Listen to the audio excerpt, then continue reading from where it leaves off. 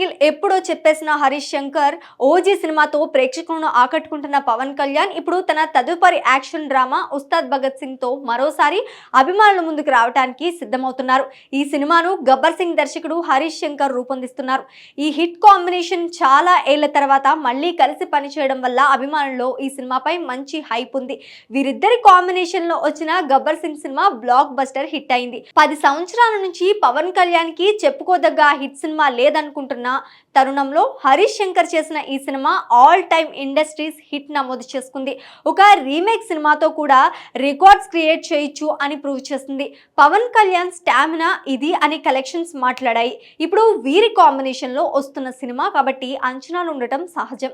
ఇది కాకుండా స్వతహాగా హరీష్ శంకర్ పవన్ కళ్యాణ్ ఫ్యాన్ అవ్వడం కూడా ఒక కారణం. అయితే ఈ సినిమా 2026 మే నెలలో విడుదలవుతుందని గత కొన్ని రోజులుగా వార్తలు వస్తున్న సంగతి తెలిసిందే. దీని గురించి అధికారిక ప్రకటన కూడా రాలేదు. ఈ సినిమాకి సంబంధించిన ఫస్ట్ సింగిల్ తర్వాత రిలీజ్ అవుతుందని వార్తలు కూడా వినిపిస్తున్నాయి. ఏకంగా దాని గురించి హరీష్ శంకర్ ఒక క్లారిటీ ఇచ్చేశారు. ఉస్తాద్ భగత్ సింగ్ సినిమా నుంచి ఫస్ట్ సింగిల్ డిసెంబర్ నెలలో విడుదల కాబోతున్నట్లు క్లారిటీ ఇచ్చాడు హరీష్.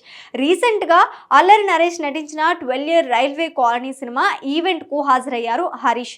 ఈ ఈవెంట్ లో నటుడు జీవన్ రెడ్డి హరీష్ ను అప్డేట్ అడిగారు. నెక్స్ట్ మంత్ ఉండబోతోంది అని చెప్పాడు హరీష్. అయితే డిసెంబర్ 31న మేము చాలా బిజీగా ఉంటాం, ఎప్పుడు ఇస్తారు డేట్ చెప్పండి అంటే అప్పటికే వచ్చేస్తోంది అంటూ చెప్పారు. అంటే ఈ సినిమా ఫస్ట్ సింగిల్ డిసెంబర్ 31ని రిలీజ్ కాబోతున్నట్లు అధికారికంగానే అప్డేట్ ఇచ్చేశాడు హరీష్.